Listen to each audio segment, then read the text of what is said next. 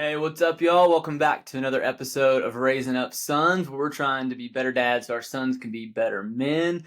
I'm LG. I'm here with my man Big T. What's up, Big T? What's up, LG? How you doing today? I'm doing good, man. I'm doing good.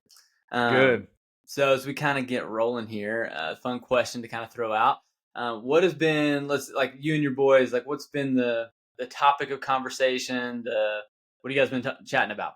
Oh yeah, we've got a big argument in the house right now. So I've got one 13-year-old, one 11-year-old, Eli and Jack. And the big debate right now is who is the GOAT? Who's the greatest basketball player of all time? And Was so, simple question. I know. For me, there's two options. Michael Jordan and Shaq. For me, there's really only one option, and it's Michael Jordan because that is the right answer. My older son, he says it's LeBron James. My younger son, he says it's Michael Jordan. But we're going through that Netflix documentary right now with Michael Jordan. Oh It is yeah. the greatest documentary ever made, I think. Oh, that's the remind me the name of it. I Came out can't during COVID, remember. right? Oh yeah, yeah, Yeah. yeah. Amazing stuff. Yeah, I do remember that. Yeah, man, this is the classic sports debate. Is it Jordan? Is it LeBron? That's like the modern age. And the problem is these kids, they never really got to see Jordan play. Mm-mm. So they don't know. I mean, the closest they've got is Space Jam. Like my boys, they've seen Space Jam, so they think that Michael Jordan and Bugs Bunny are the two greatest basketball players that have ever lived. Have they I don't. seen the new Space Jam with LeBron James? It's not allowed in my house. We don't let them do it. But yeah, man. I mean, listen, I will give Eli a pass because he is young. But I've got a guy on my staff who is 35 years old, and he believes that LeBron James is now the GOAT. And Oh, he's out of his mind, man. There's no competition. It's not we even can't close. have that. We can't have that. Mm-mm. Kobe over LeBron. I would agree with that. Kobe over LeBron for sure. But I'd put Larry Bird above both of them. Oh, shout out Indiana right there. Listen, I live right down in Larry Bird's neck of the woods. That guy is he is Larry Legend. People love him around here. So, Isn't there like a Larry Bird museum near oh yeah, Jasper or man. something? It's in French Lick. So French Lick's Okay. just down the road from us, and there's Larry Bird tributes on every corner. I mean, they're all about him over there. All No, what about him. I'm thinking of, I think, is the Hoosiers basketball court. That's Oh in yeah, Jasper, the right? movie Hoosiers, where they filmed that. The gymnasium that it was filmed in is right here in good old Jasper, Indiana. You know. Mm-hmm. Came to visit you, and you didn't even bring me to go see it. And you have to come back. I'll take you on a whole tour, man. It'll take you about a half hour to get around everything. So, hey, well, today we are picking up right where we left off. So last week we were talking about just the topic of influence, and so we talked about the people who played a major role in our lives, from teachers, coaches, um, guys that we knew from church growing up, people that have massive influence on us, and kind of building that same framework of the people that we want to have influence around our boys. And it's such a big topic of conversation that we couldn't fit it all into one episode. And so we're back this week to kind of pick up where we left off. Yeah, so this one makes me chuckle a little bit because what we're talking about is, you want to instill in your son like who they are, who God says that they are. Speak truth over them. And so the reason why I think this one's hilarious is because just recently, my son, he's in 7th grade. The boys in the class, all of them, they were getting together. They were making a Google Doc because they're on computers these days. And in the Google Doc, my son just started typing in, "I'm your king. Everybody bow down to me." Like, so apparently he's got a really big head. And so we get a call from the teacher, and we're like, and she's like, "All right, what are you guys saying to your son about who he is and all this stuff?" And so my wife had that conversation. Then she told me we're going to have a talk with Eli, and man, I was dying laughing. It was hilarious. And so, but I'm glad that he has the confidence, but he's probably just going about it the wrong way. Yeah, no lack of confidence, that's for sure. King Eli. I like it, That's man. It's got a right. nice ring to it. Well, and part of what we've talked about is that, your influence, because we want our boys to be the ones who have a positive influence, hopefully, it comes from your identity, or at least it should. And why is identity, and why does that have to come before the influence arrives? Why is that so important? Yeah, because who you are drives what you do. And so When I think about this, I think about it doesn't matter what anybody else says. It doesn't matter what their friends are saying, what their teachers are saying, or anybody else. It's all about what God says about them. Mm, And primarily, I think the way that they're going to hear that is from them reading scripture themselves, and then from also the primary influences in their life, which are their parents. And so that's why we constantly got to be reminding them, hey, this is who you are. This is what God says about you, that you're loved, that mm. God is never going to leave you. You're always here, or God is always with you. And so when I think about this too, I love what you do with your boys. And so you have a line that's like, this is what Lances do. This is who the Lance men are, something like that. Tell us a little bit about that. Yeah, man. So we try to do, little things just to kind of instill that identity in them, right? Because just like you said, we want it to be like from what God says about them. In fact, I love Priscilla Schreier. She's a speaker, Christian. She's out there if you've heard of her. She's got this great line where she says, you should only be answering to the names that God calls you. And I think that's so good to find that there because I see this in leaders all the time is that if you don't have your sense of identity in that, then you'll find your sense of identity in wherever the place of influence you have is. And so, like, whether that's a friend group, a team that they're on, a place that they work someday, like, if they're not secure in who God says they are, then they'll try to find security in all of those places. And super unhealthy, right? Like, if it's tied to that, it's never stable, it's never secure. You can be manipulated by those friends, that job, that whatever it is. And so, yeah, we say this stuff to them all the time. That rather than correct them on like, hey, you shouldn't yell or you shouldn't, uh, make a mess or whatever it is. Like those things are disrespectful. We say, hey, we're Lances. We try to respect everyone. Or hey, we're Mhm. Lances. We don't yell at other people.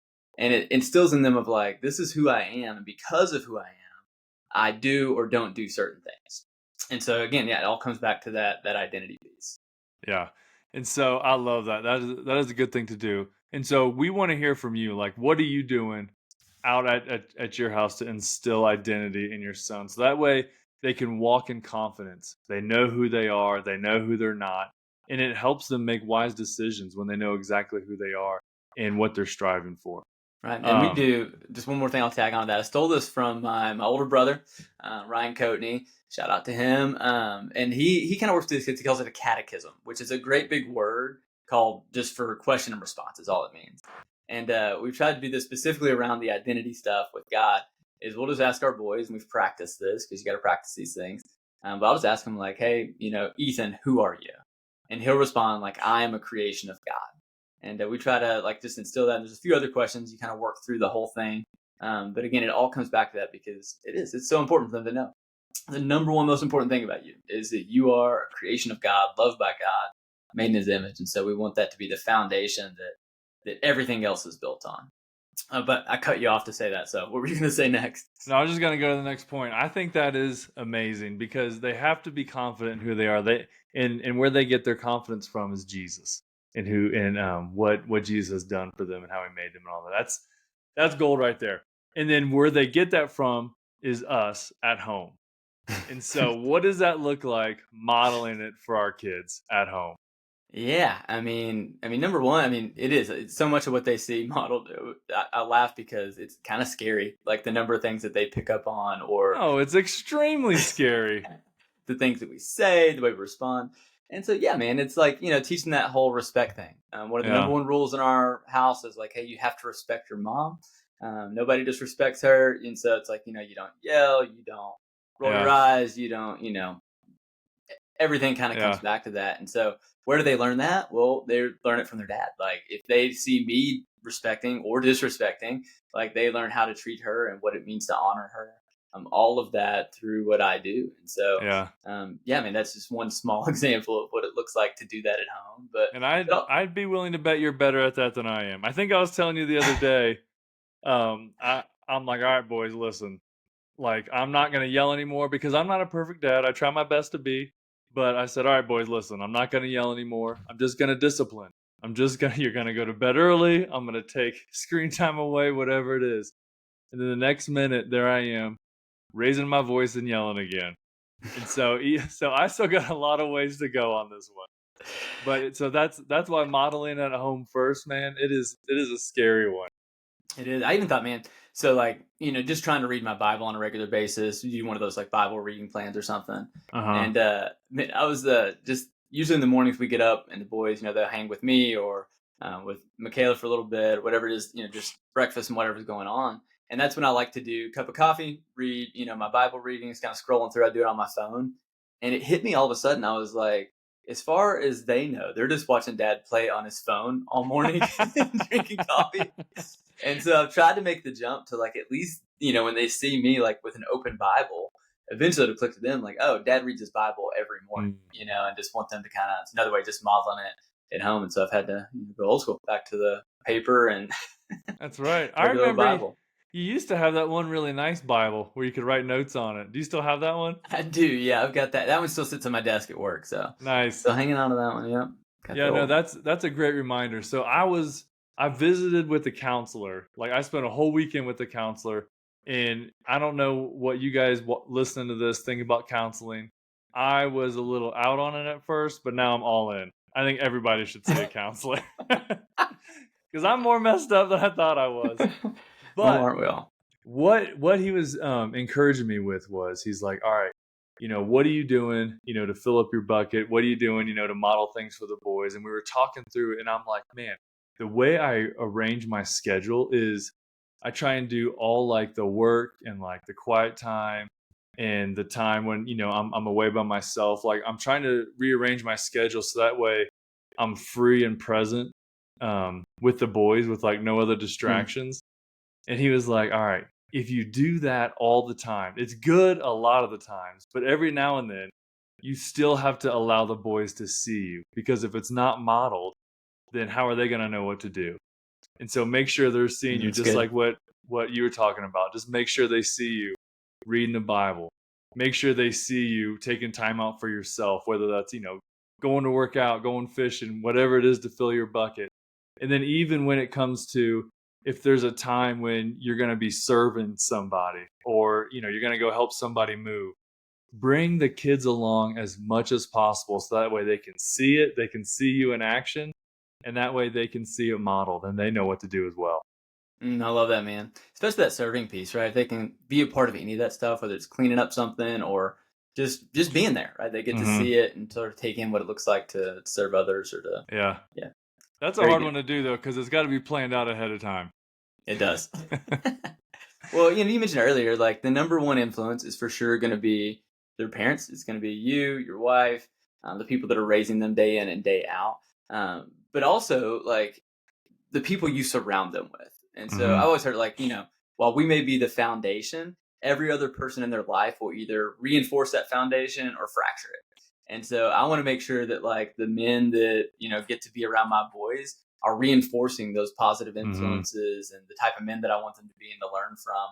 And so, we work hard to do those things. Like I said, whether it's with our small group, with our friends, with, aunts and uncles, people that we trust, like I want those people around, but like, how do you like? Who are the positive influence you've been able to expose your boys to? When it comes to dads, on the basketball team, coaches around them, like we have just been very fortunate that when it comes to sports, when it comes to parents on the team, man, they are quality people. But I'm doing my best. I'm putting on my reporter interviewer hat and I'm going around asking as many questions as possible, trying to figure out who these other dads are, who these parents are, because I want to know everything about them, at least as much as I can possibly know Yeah, before, they go hang out with them. Because I think it's super important. And I think we mentioned it in a earlier podcast, but it's like I've even got a guy Christian that I was like, hey, I want you to be an influence. I want you to be a role model in my son's life. So take him camping, take him fishing, take him away and have fun with him. So, what about yeah, you?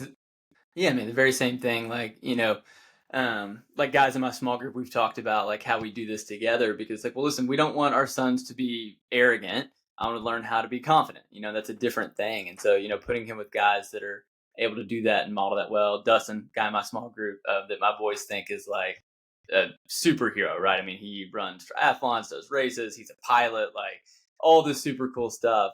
And so for him to spend time with them and not just be someone they look up to for all those super cool reasons, but that can model like what it means to be confident and not be arrogant, what it means to, have compassion for other people, what it means to, have presence over performance, like all these little things Mhm. that, we want for them, we say to them and want to instill in them. When people like him and, Evan, and I could name a dozen other guys that, are around them that get to kind of have that influence, it just reinforces again all the stuff that we're saying because we can say it, and when they hear it from another voice, it's like a Yeah. light bulb goes off sometimes. Like Mhm. it's just totally different for them. It's And so, insane. yeah, Yeah. always looking out for those and avoiding the ones that don't. There's plenty of guys out there that are can model arrogance, and I'm like, that's not Yeah. what we want. You're not trying to put anybody else down, but it's Yeah. looking for those positive influences. One guy we just discovered this year is a teacher at my son's school, Coach Aker. And so he's a guy where it's the first time where I found a teacher that I'm like, all right, if anything happens at school, you go talk to this guy. Go find Mr. Aker. Go find Mr. Aker. And so, so he's a coach. He's awesome. And so, yeah, I mean, the more um, places that they hang out, like the more people, the more mentors you can find in different environments where they're just surrounded by these guys, I mean, the better. So that's pretty awesome. And also, I can confirm I have met Dustin. He is a real life superhero. He is awesome. Dustin's the best, no doubt about it, man. No doubt about it. Well, as you kind of continue into this, there's the old saying that you want to be a thermostat, not a thermometer, right? Oh Can you yeah. explain, like, we've heard that saying and stuff, but like, what does that mean exactly, Taylor? Man, this is a tough one. Be the thermostat, not the thermometer. This is one where it's like you want to set the tone. You want to walk into the room and you don't want to reflect the temperature of the room. You don't want to act like the room. You want to be the one that the room tries to act like, that the room tries to reflect. Does that help Yeah, for define sure. what that means? Yeah, it does. And also just like, I mean, there's good social pressure. That's where we learn things. You get feedback from people. You want to be able to read the room. And so my boys, when they go to school or they go to, practice or whatever circles they're in, like you want to be able to read the room and understand what's going on and, whatever the temperature is, whether people are angry, happy, whatever's going on Uh, there, but not be as influenced by it. And what it means is like, I don't want you to pick up bad habits. I want you to teach positive ones. Like, I oh don't yeah. want you to, pick up bad language. I want you to teach them positive language, like all those things. And so, yeah, teaching them to be more of that thermostat. And so, how do you do that? Because that's really hard. It's super hard. Like I just remember I'm being still in not good middle at school. No, it. no. I remember being in middle school where my boy is now, and I'm thinking like I would walk into the classroom, I'd walk into my buddy's house, they'd be saying inappropriate jokes. And as a middle schooler, man, you just want to fit in. You want to do whatever, everybody else is doing. And so I would laugh at the inappropriate jokes. I'd chime in with my own inappropriate jokes. I'd be doing all the inappropriate things. And I'm like, that was not leadership. I was just a follower, just trying to fit in, doing whatever it took. And so now seeing the other side of it, man, I'm like, how is this going to work? And so one of the things that we were talking about is just starting with consistency and not crisis. What does that look like, LG? Yeah, it's talking about how to like be the same person in any environment. And so we Hmm. talk about this. My oldest, he's only 4, right? But I'm trying to teach him what character means. And so we talk about it for like the last month. We talk about like almost every morning before he goes to his sitter and goes to play with his friends and all this. We talk about what it means to have good character because he knows how to do, like, he knows right and wrong. He's learned all these things. Hmm. And, he wants to get that approval. So whenever somebody's watching, whenever the adult's around, it's like he's already learned how to do the right things, how to say the right things, how to not get in trouble. But like anyone else, when nobody's looking, that's when he's, often to steal the ball or be selfish or, not share the way he's supposed to or whatever it is, like he's taking somebody else's cookies, whatever's going on. And so when he gets caught, we're trying to talk about that. So like, hey, buddy, like character means doing the right thing, even when nobody's looking and nobody's ever going to find out. Like that's what it means to be a man of character, and we want to be good men of character. And so we've been talking about what that means and how to do the right thing, and if you don't get credit, and all those things. And so that's where that consistency over crisis thing. That's kind of what that means. Yeah. One of my favorite verses when I think about this is Romans 12:2. Nope, that's wrong. It's 1 Corinthians 15:33. It's bad company corrupts good character. Bad Right. company corrupts good character. And so when I think about that verse, it's like I'm constantly going over that one with my boys because it's like just like you were saying about character. Let's look at the types of friends that will help us get there. Let's talk with about the types of friends who are also thermostats and not thermometers. The Mm. ones who like when you walk into the room, it's like, man, because there are guys that age. There are middle schoolers, there are fifth graders, 4 year olds, whatever it is. It's like when they walk into a room, like, man, I don't know if it's parenting, I don't know if it's just God ordained or whatever it is, but there's something different about those guys. And it's like we want to reflect that. Those are the types of people that we want to be friends with. And so that's a hard one too, because it's like up to a certain age you can choose friends. But then as they get older, man, it gets a little bit more They difficult start making because their own I choices and know. choosing their own environments, right? I think with this too, like it's easy. Like, don't misunderstand. We talk about being the thermostat instead of the thermometer. That's not about being the center of attention. It's not the one No. who's like. I mean, you could be a class clown, and Yeah. you're still living for the laughs, right? You're still Mhm. living for whatever your peers and stuff believe about you or think about you. It's that consistency piece of like, Yeah. I'm not making these decisions because of what you'll think or because of what you're doing. But again, it goes back to that identity. I'm making these decisions because of who I Mhm. am and the type of person that I want to Yeah. be. And so it's teaching them that, and it's finding places to talk about it. Yep. That doesn't just happen, and it's not a one-time conversation. Like, you don't talk about it once and then it's fixed or it's solved or it's instilled in them. It's over and over again, like finding your rhythms. Like whether it's Um. we wake up and we have breakfast together and we have a morning chat, or maybe it's in the Mhm. car on your way to school or wherever they're going to start their day. But it's that consistent time where they get with you to talk about these things, to be reminded of these things, to speak that identity over them. Man, that's so important. Mhm. So important to give that to him. And it's giving him the language to use. And so it's like, learning, when something happens, like, well, you just, quoting scripture. You didn't get the address right, but you knew what it said. But, scripture memorization, like challenging our kids to do that, to memorize verses that, remind them who they are, that iron sharpens iron. That's why it's important to have Mhm. quality friendships. Yep. Cord of three strands is not easily broken. That's why we're loyal to the people in our lives and, we keep them close. Like all those things, like those, we come back to that again and again and again. And so it's giving them that language to speak and to instill in their hearts and bury it there. It's so important. Yeah. And so a lot of times when you think about doing this, it's like, all right, what am I gonna do? Am I gonna sit at a table and we're gonna be looking at each other, we're gonna have like a grown up conversation? Like it doesn't always look like that. So in the mornings, we do have, I have a coffee and my son has, a chocolate milk or something, and he's so tired that he just has to sit there and listen because we're waking up early and we're just talking through. But then like if I come home from work, what usually works for me is when I walk in the door, like we are wrestling, we are fighting, we are, taking each other down. And so I will, pin them to the ground. I'll tickle them until they force me until I force them to say something about their day. And then like I'll even go through different scenarios and says, all right, what if some kid comes up to you and says this? Then, he has to come up with a phrase that he's going to say, in the midst of laughs.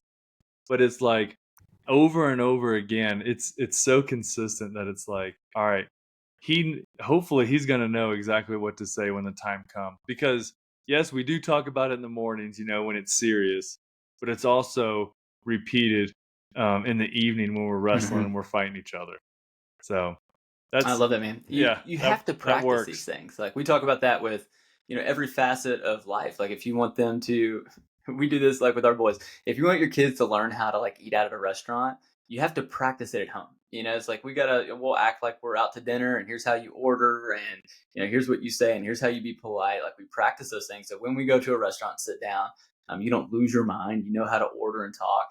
And the same thing's true. Like if you want them when they go to a friend's house and a situation pops up that they've never been in before, like, think back when you were in middle school, whatever, you go to a friend's house and, somebody shows you something on their phone or computer or, pull something out that they're not supposed to be seeing. It's like, well, how do they respond to that? Hmm. Well, you teach them the words to use. Like, hey, we don't look at stuff like that because we want to be men of integrity, or I'm not into that. That's Yeah. just not me. I'm going to pass on this one. Like, whatever language you put around it, like preload that stuff, because in the moment, it's too easy to give into peer pressure, to not know what to Uh, say, to just kind of blend into the background. And you got to practice those scenarios in the hopes of being successful. And so, yeah. yeah, man, it's so important. Practice them together. And I think too, it's even important to practice them with yourself because you got to constantly walk through scenarios on your own in your own mind because at some point your son he is gonna see something he shouldn't see. He's gonna say something, do something that they shouldn't be doing. Right. It's gonna happen. And so they're gonna come to you and you have to be ready for it. You got to be ready. All right, I'm not gonna freak out. I'm not gonna, you know, throw them out of the house or whatever it is.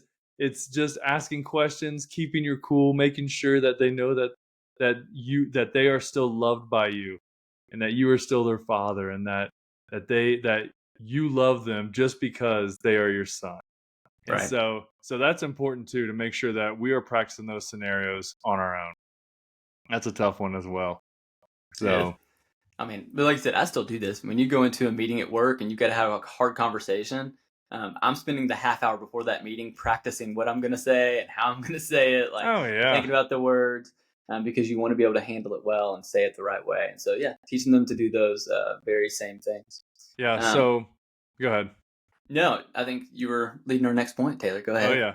So the next one is and so what's going to happen is then as we're walking through these phrases that we want them to know about, they are going to start hanging out with friends that they shouldn't be hanging out with, especially as they get older.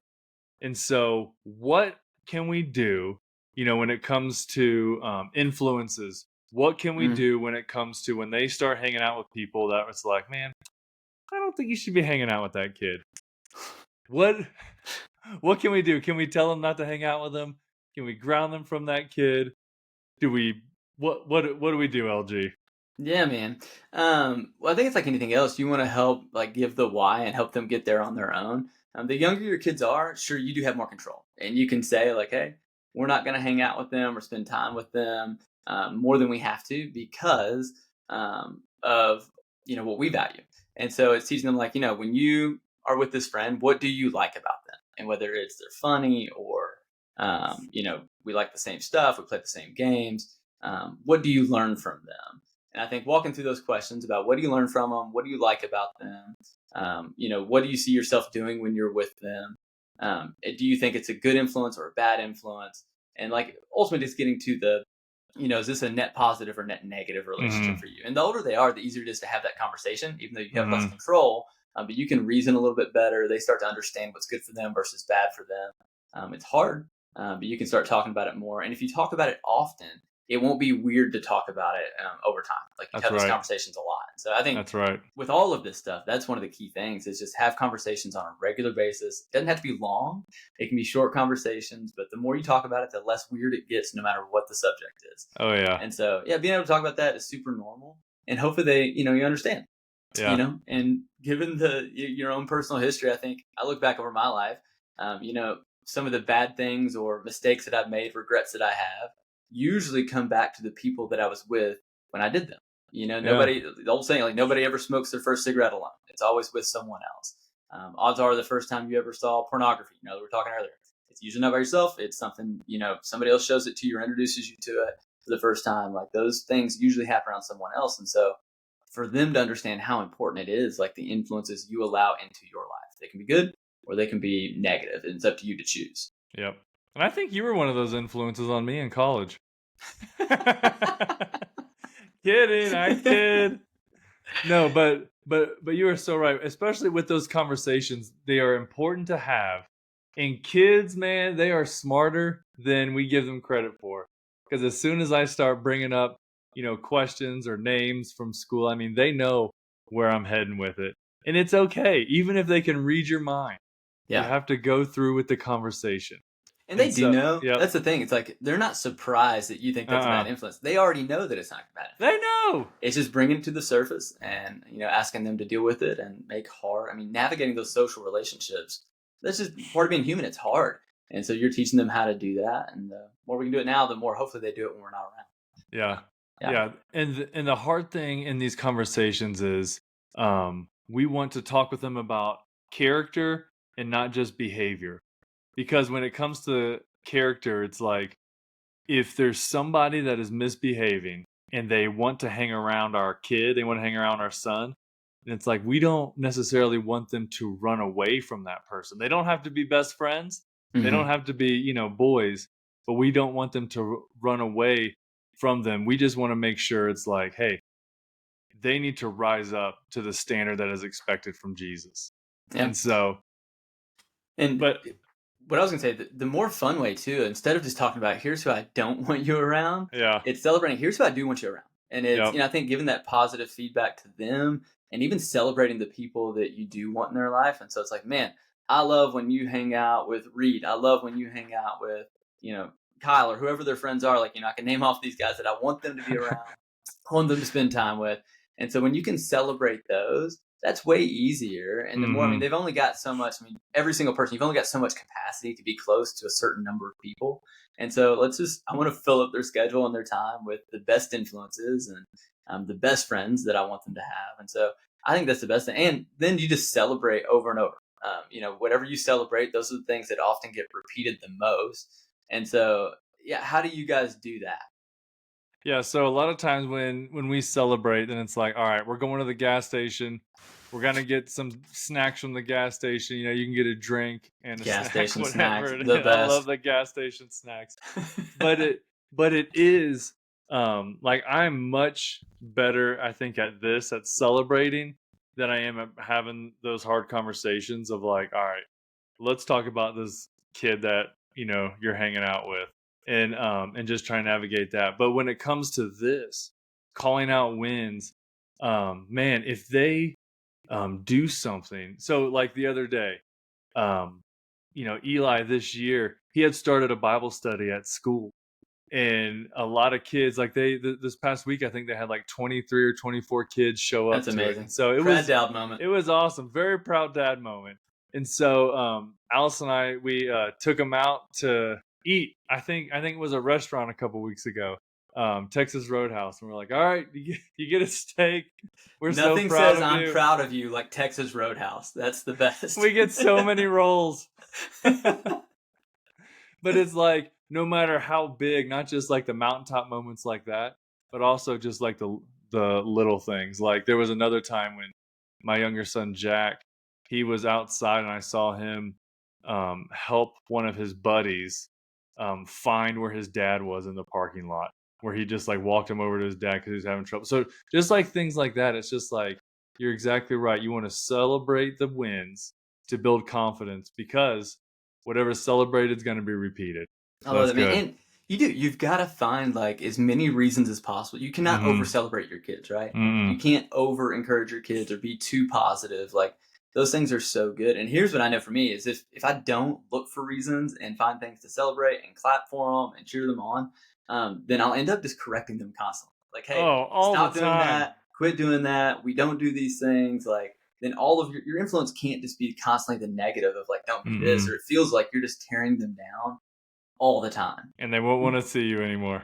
No, they're not going to say, yeah, right. Well, and they feel like they've never lived up. Yeah. And, all this goes back to where we started of like, I want to make sure they know who they are. Like, I want to give them that identity piece because, for so many, and I think this is true of all men, is if your dad does not give you, his blessing, his approval, you'll spend the rest of your life trying to live for it. You'll spend the Mm-hmm. rest of your life trying to earn it. And sometimes in the most negative and unhealthy ways, when instead we can give it to you. Just Mm-hmm. freely hand over that, call it a blessing. In church world, we call it that. But just celebration, cheering them on, like all of the stuff, instilling, I'm so proud of who you are.